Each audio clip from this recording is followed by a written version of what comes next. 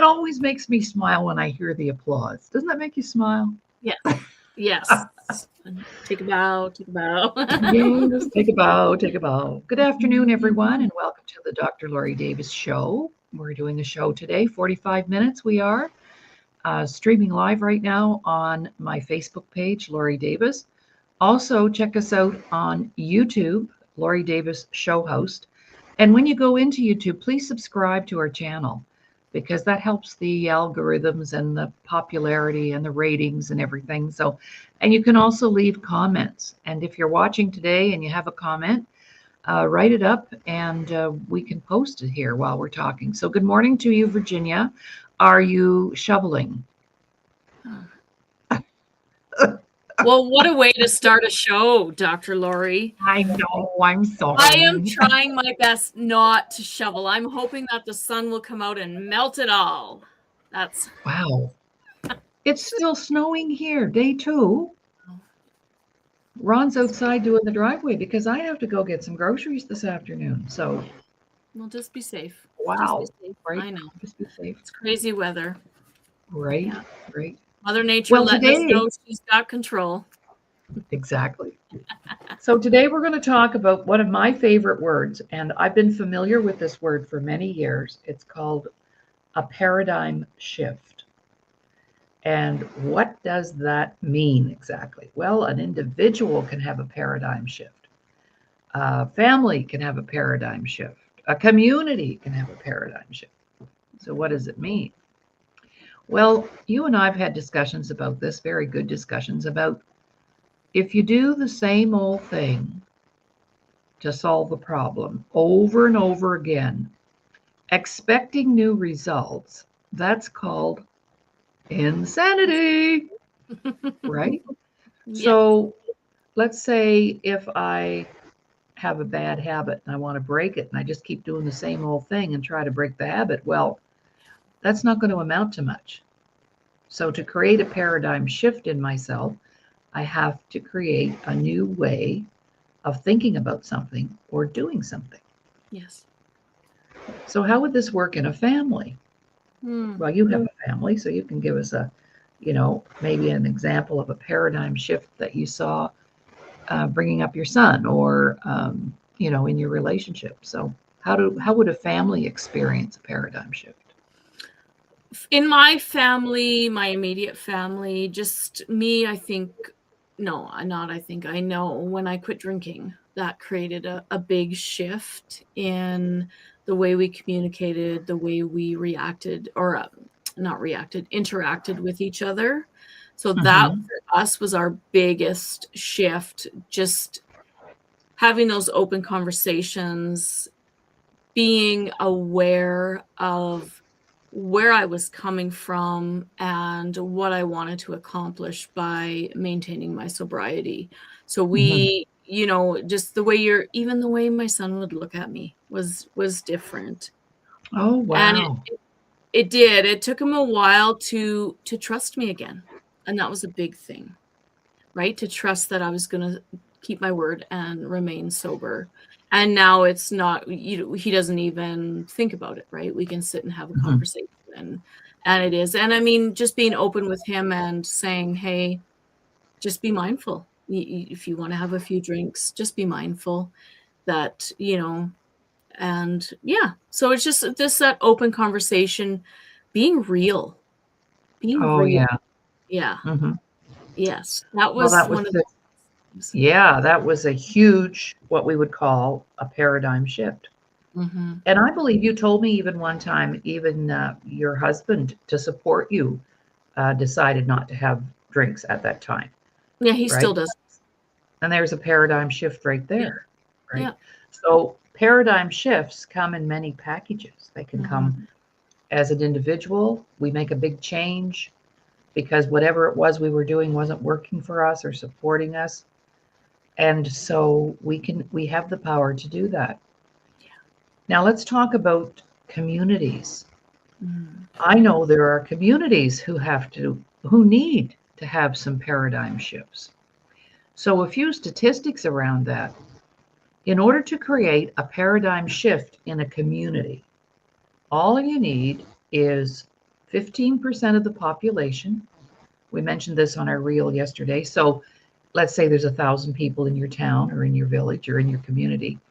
We only need 150 people to step up who want things to change, who are interested in making their own personal changes. The proper process to create that, which we have those, we have so much content, it's ridiculous, to create the paradigm shift, and 21 days. And that's why the 21 days self-care library series is a product that can help with a paradigm shift in a community. Because once you have that 15%, it's like that ripple effect. And then all of a sudden, the next family wants to know, what are you doing to make that happen? How did you change that? How did you stop drinking? How did you blah, blah, blah? Yeah. So that's all that's required. Isn't that cool? It's huge. And yeah, and the late Bob Proctor taught me a lot about paradigm shifts, and he actually has some YouTubes on paradigm shifts, but he talked about how we create a paradigm shift in ourselves first, and then we can support our family, and then we can support our community. Absolutely. Right? So how magical is that? Imagine if we had a community that said, hey, come on down for 21 days, bring all of our stuff, and spend it with 15% of the community. And then the rest of the community will spiral up, not spiral down. Mm-hmm. How cool is that? It took a long time to get here, But we're here. We're here. We're here now. Yeah. Yeah. So same thing with any systems that we're in, education, medical care, mental health awareness, care. And I guess this is a reason why, and we could talk about this, why we like to call ourselves alternative mental health care. Mm-hmm. Now, when you were going through your cancer, and I'll mention that because you've been very public about it, mm-hmm. you chose some conventional systems and you chose some alternative care, right? So if we can do that for our physical body, why can't we do it for our mind and spirit? Absolutely. And part of that was for my mind and spirit, that alternative part. Doing the research on the type of cancer I had and understanding that even though I didn't want to go through chemo, that was the best path, I guess, for my type of cancer. But for me, spiritually and mentally, I still would just manifest that, you know what, I get you're trying to teach me something. Thank you very much. But you can't stay, right? I'm taking my lesson and now you can go. So that for me was just maintaining my positivity and myself, just being who I am, even though I was going through this, because that's who I am. Just mm-hmm. because I had cancer, that doesn't mean that's who I was, right? Or that, mm-hmm. however that works. I mean, people just thrive on that. I wasn't that way. I just did what I had to do and got through it, mm-hmm. for me. But when you say that, yeah, absolutely. Part of that was for my mental health, just to maintain that, that sobriety going through it, because that is something that, if you're ever in that situation, that you work on every day. And, two, just being able to go and handle the treatments and handle the side effects and handle the yuck and all the stuff that comes with it, healing from surgeries and getting back on your feet. There's so much. So yeah, important to, have those things where you can look outside the box and say, okay, what else can I do for myself? If I'm sitting at home, maybe I'm healing at home, whatever, sitting in a hospital bed, what can I read? What can I watch? Or, any of those practices that you can take and just run with them. Exactly. Yeah. Absolutely. Exactly. Well, in examining posts that I see and communities that I know, we have to take a different step. We have to do things differently, because this is not to be disrespectful to our mental health care professionals or anything like that, but they're tired and they're worn out and they're overwhelmed right now because of the rise in mental health, poor mental health. 1 in 4 Canadians are struggling with mental health. 1 in 4. Well, our systems aren't set up to handle that, and it's going to get worse. It's going to get worse. And we have Mr. Bill watching us today. Hi, Bill. Thank you for being here. Yes, thank you. Appreciate you. So to create a paradigm shift, whether it's because Bill actually created one in his family, it's not my story to tell, but there are paradigm shifts happening for the family. We can create a paradigm shift in a community, but it's packaged in a way that, getting back to our systems, there's not much alternative care available. Would you agree with that? It's Absolutely. you see your professional, which is a good thing.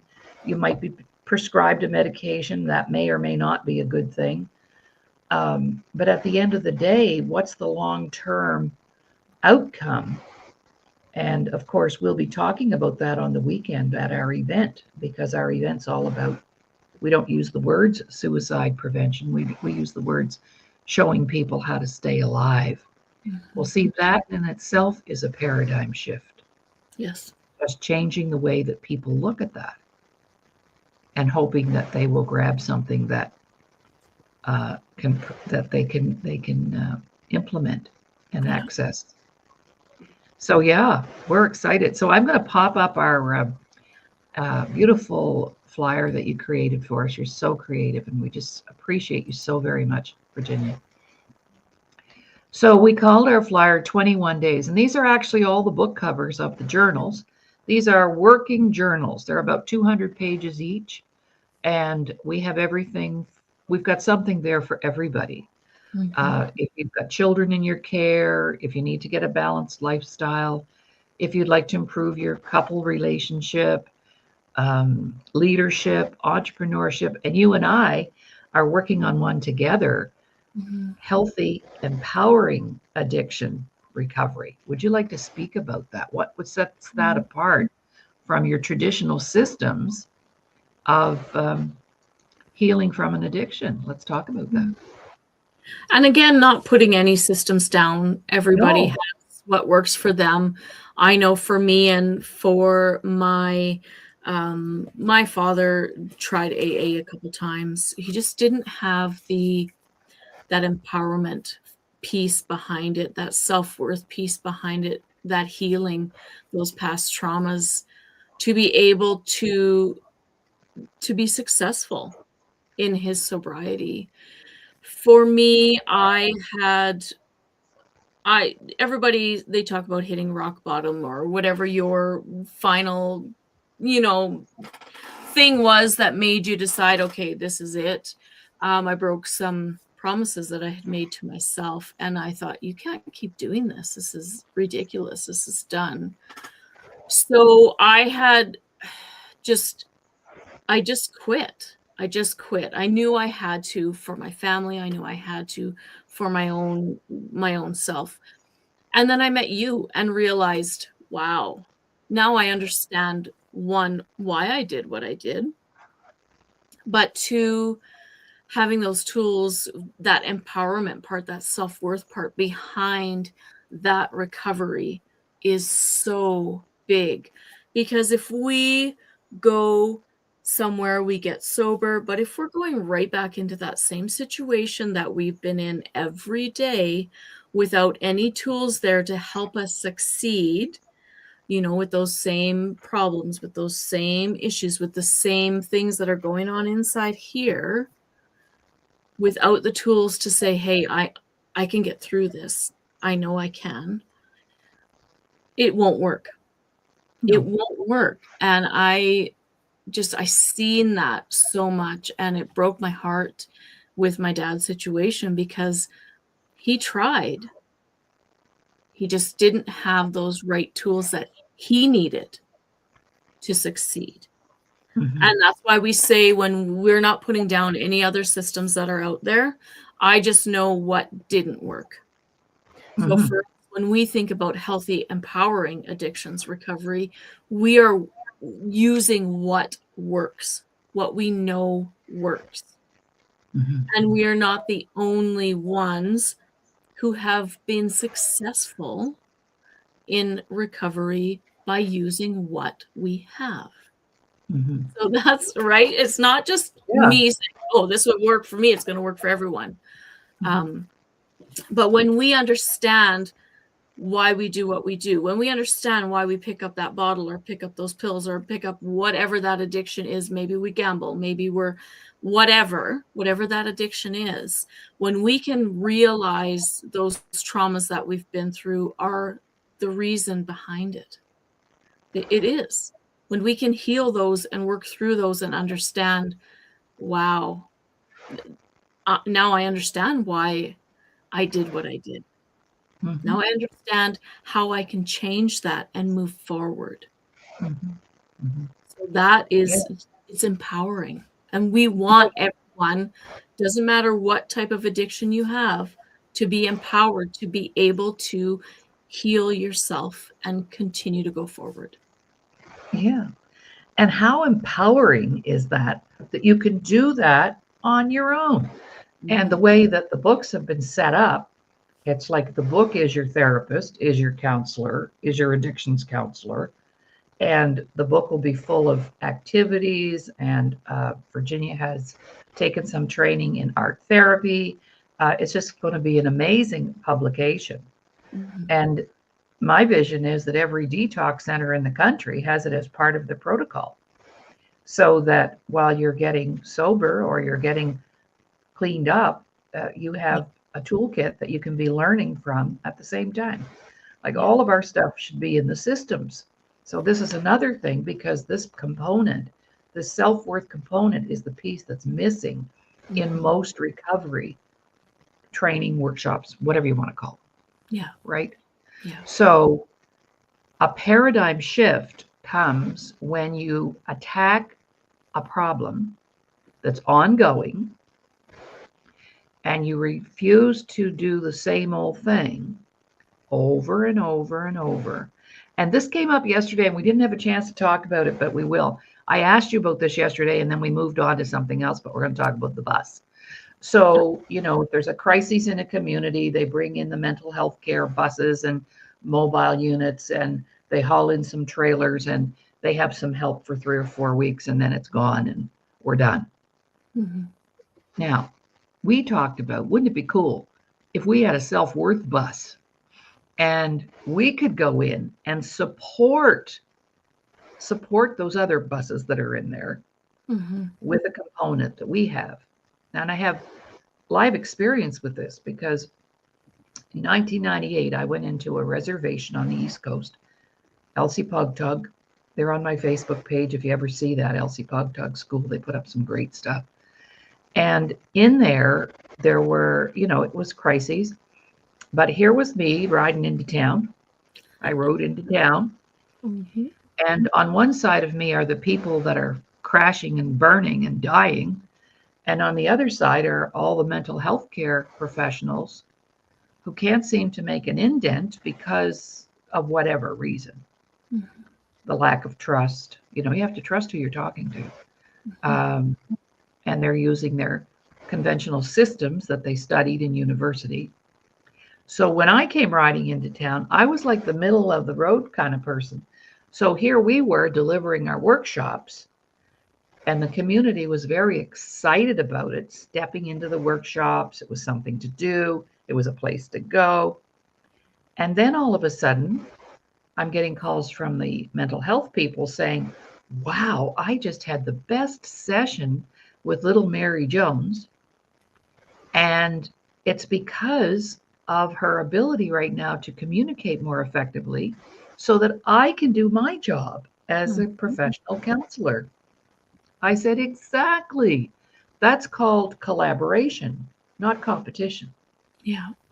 So with the support of the professionals, the leadership, the community members, the service providers, when we ride into town, we can actually, it's like a blowtorch to support that paradigm shift that needs to take place. Does that make sense what I just said?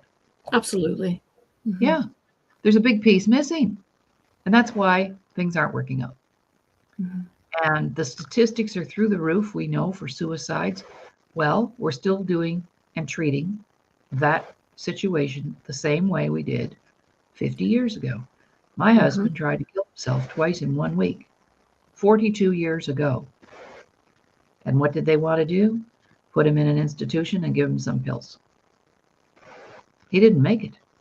Yeah. He didn't make it. Right? Yeah, because now I feel really badly about myself, and I have lost all value as a husband and a son and a brother because I tried to kill myself. So now I'm not worth anything. So guess what I'm going to do next? Right? Mm-hmm. That's what happens. Yeah. So who's ready for a paradigm shift? I like to have one at least every day. Bring it on. Bring it on, right? Bring it on. When you learn something new every day and you change the way you're doing things, that's a paradigm shift. Yeah. Do you know there's 250 ways to do dishes? I don't like any of them. I know. I went, okay. You know, I see a sink full of dishes. I pour some hot water in there and I wash them and put the soap in and to do. Ron, my husband, has to have everything lined up. The glasses first, the silverware. I said, let's have a shift here. We want to get it done. We want to get it done fast. Yeah. Right. Yeah. So we're going to start this movement. It's a movement. This paradigm shift thing we're talking about today. And we're going to start that on Sunday, aren't we? What's happening on Sunday? Virginia, Sunday. tell our audience. Whew. Sunday we have our we've called it Staying Alive, 40 Reasons to Stay Alive. Whatever we call it, we will have 40 reasons for you to stay alive. The whole point of our event on Sunday, 4 p.m. Mountain Time, is to stay alive. We are coming together as a community. We have our lovely co-host with you, Stephanie McAvoy, who will talk about her reasons why she needed to stay alive as well. And they've had you and her have had profound losses in your world. And we need to let people know that there are other ways. You can reach out. You don't have to. I guess that's when we think about ourselves as alternative. You have a book, you can read it, you can go back. We have the workshops, you go through it with someone. You have that support with you every time. If you have questions, they get answered. But the beautiful thing about what we do and what we have coming forward is there is always follow-up. There's always tools attached. So for our event on Sunday, we have some worksheets as well that we're not just going to leave people. And the beautiful thing about it is it's going to continue on. So every month we are going to do an event to support people. We want people to stay alive. There's too many. Every time I look on social media, someone else is gone, and it's heartbreaking. It's becoming heartbreaking. People are just to the point, I think, where, you know, they need that, like you say, that paradigm shift. They need that shift, right? And that's why we're here. So yes, to register for Sunday's event, you can email Dr. Laurie H. Davis at gmail.com, and we can get that information out to you. So please, please, please, please, if you or someone you know is struggling, there is help, there is support, and we will support you. And like you said earlier, Dr. Laurie, this isn't a competition. This is a collaboration. If you are speaking with someone, stay with them. We're not saying, no, we are the be all and the end all, but we are that part that is missing. That is the whole point of self-worth, the missing link, because it is missing from so many different aspects. And we have the tools. We have those tools that help you get through. I'm 6 years sober, and I've had a lot of nonsense happen in my world when I stopped drinking. And I know for a fact, without the self-worth in me doing these workshops, doing the facilitation, and just knowing that I can get through anything, I would not have gotten through. I would not have made it. And I know that. And I can say that because I'm living proof. I am my own testimonial. Mhm. Yeah. Well, I also know that many of my clients have been to rehab, they've been in jail, they've committed crimes, they've seen a marriage counselor already. 95% of our clients have already accessed some kind of help somehow, some way, Yeah. but are still struggling. You know, Virginia, one of my clients had been in detox 19 times. Wow. Now, what did that cost? Yeah. And what is the cost of a funeral? Mm. Wow. So it's about working with people on the front end of their whatever situation. Mhm. And then a crisis happens. But here's life. See, life is a series of crisis situations. So you've either been in a crisis, you're in one right now, and there's one coming down the road, right? Yeah.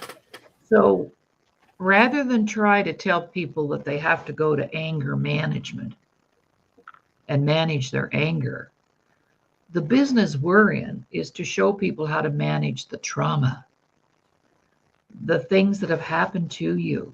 So when that next trauma lands on your doorstep, you don't need to respond in a way that's not going to support you.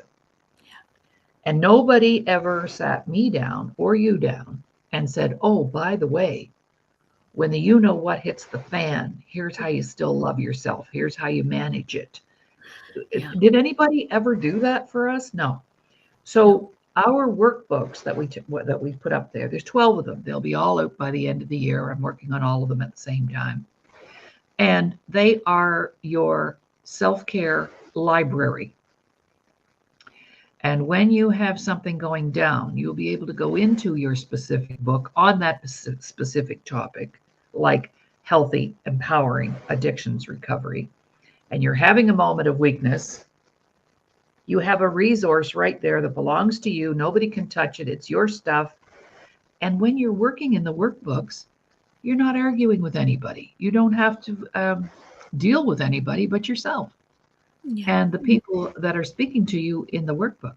Because what I did for number 2, 21 Days to Building Confident Children, I chose 21 children that I've worked with who might now be adults, but I took 21 cases, shall we say, and I had them share their situation. So the first thing you get in your day one is a story. Hi, I'm Johnny, and this is my life. Da da da da da da da da. Then there's how did you connect to the story? Then there's today's activities.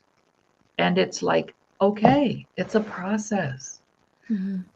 People think, we didn't get where we are overnight. It took time to get here, but it could take a lot less time to get out of here. Mm-hmm. So we're just really adamant now, and it's a movement, and we're excited about everything that we've got going on, and some of our things are complimentary and free. Every Wednesday morning at 9 o'clock, we do a support workshop for any frontline person, anybody who's frontline, nurses, teachers, emergency workers, police officers, and you all work shift work. So some Wednesday morning, we know you're available. Okay. So because our service providers are burnt out. Mm-hmm. And a lot of this came from COVID. And my good friend Doug Smith told me that the trajectory of the mental health crashing and burning, we haven't even reached the peak of it yet. That's frightening. It just keeps getting worse and worse and worse. and the systems are overloaded. So a lot of people fall through the cracks and people are not getting the help they need. Yeah. But become your own best therapist. And I'm going to build off that, Dr. Laurie. The reason why I started therapeutic art for recovery as well is because sometimes we can't always say Right. what is happening. Sometimes we can't always, maybe we don't have the words. The beautiful thing about a journal is I don't have to say it to anybody but myself. Mm-hmm. So I can write it down. The same when we think about therapeutic art. Maybe I can't say it, but it doesn't matter if I'm an artist or not. I can draw something, even if it is dark black squiggly lines. If that is what is going on, that's what's going on. So when we think about the journals, it is maybe something is going on, but guess what? If this is my journal today, these are my thoughts today, I can write them down and I can walk away and I don't have to worry about that. Right? I don't have to think, oh, is this person going to judge me? Is this person going to think less of me because of maybe what I did when I was drinking, or maybe what happened when I was doing drugs or gambling, anything like that? You have a journal, it talks to you daily, and you can give it your thoughts, and then you can put it away till the next day. Right? And just end that day in a, with a clean mind and a clean heart and a clean conscience. And sometimes we just don't have those words maybe to say to a therapist or to, maybe whatever we're going to. And when you got those calls saying, hey, things are going better, it's that communication. It's that confidence building. It's that self-worth building. I know now I can go to this person and say exactly what I have on my mind, exactly what I'm feeling, and then I can go home and work in my journal to follow up. I'm following up with myself when I'm working in my journal. I'm following up with my feelings, my fears, my thoughts, right? That's the beauty of these your workbook journals, is it's something that, you know what, you're right. If I'm having a heavy day today, I'm going to go back into that one, talks about, just a few things to, what can I find joy in my day, right? What can I find joyful in my day? Anything like that. And each of them, like you said, has their own entity, their own, story behind them, and what might work for one might not work for another. But you know what? There's 12 of them. There's going to be something that jumps out at you and be, oh, yeah, that's what I need. Right? That's what I need. Absolutely. So I'll just flash up one journal that we have already published in it. This is what your journals will look like. They'll all look like this, but the content will be somewhat different, of course, in each one, depending on the situation. So this is what I call my mental health journal, because 21 days to happiness, joy, and inner peace, we need to learn how to do that.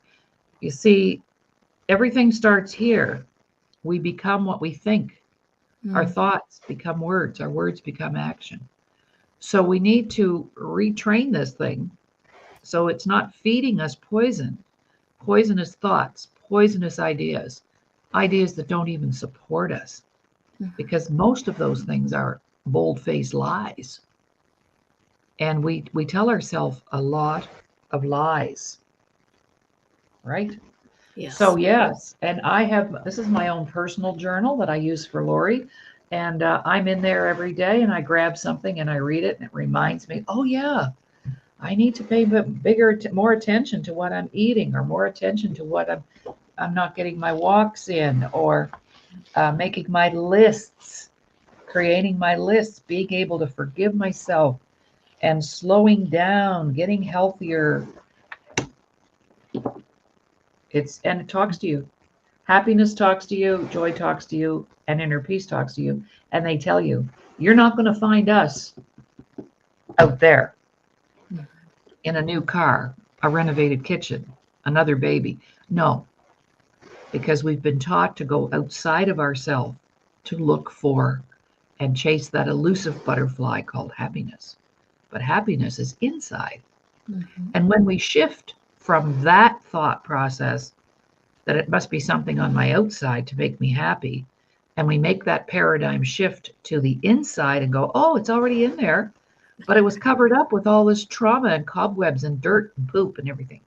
So clean ourselves up. It's like taking a vacuum cleaner and going in there and Getting rid of all the get nonsense. clear, right? Mhm.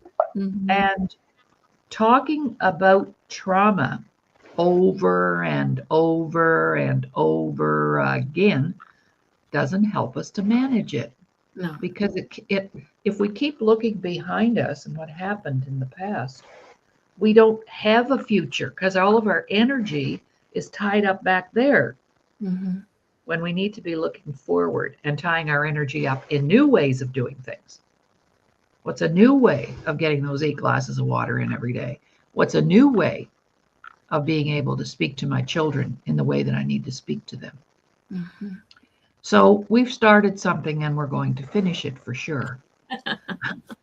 Now, tell us about the bus. Yes, what do we want to do? Be specific. Use that creative mind. What does the bus look like? Ah.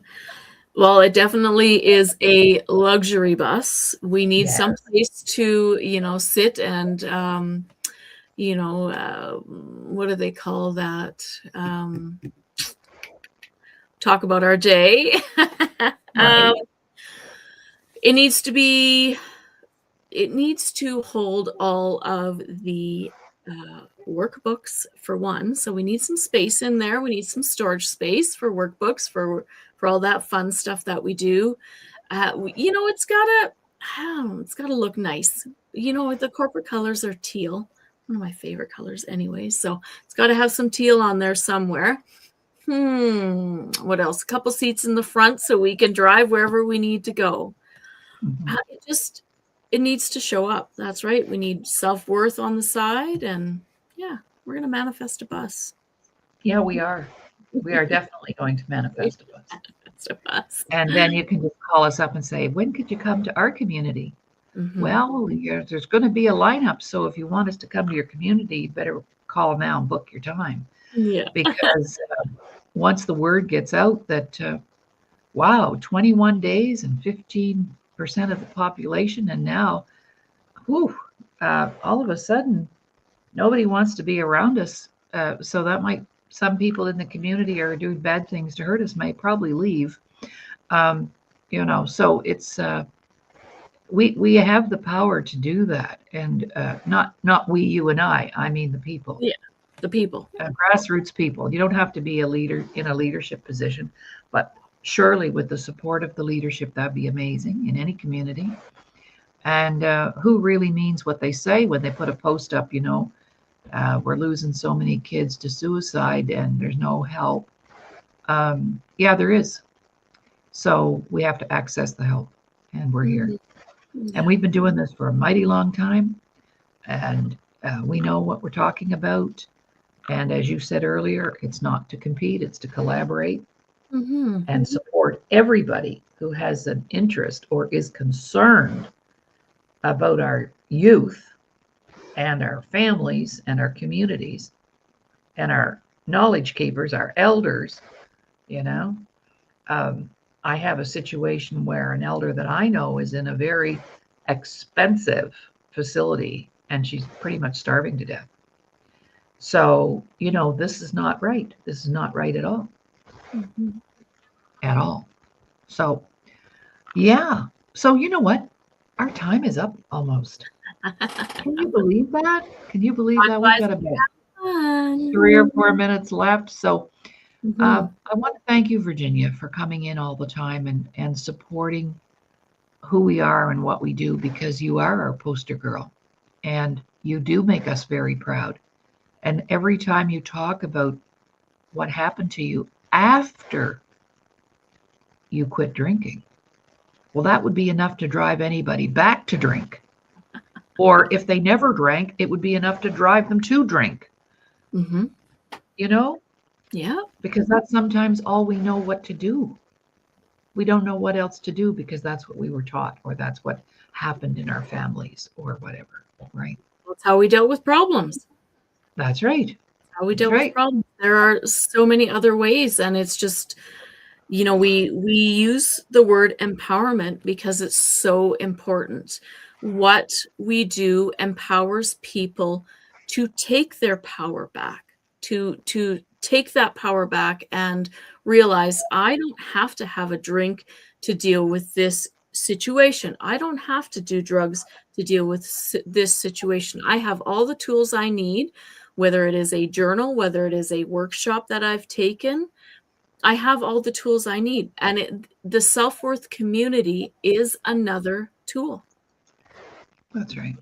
We support each other. We do.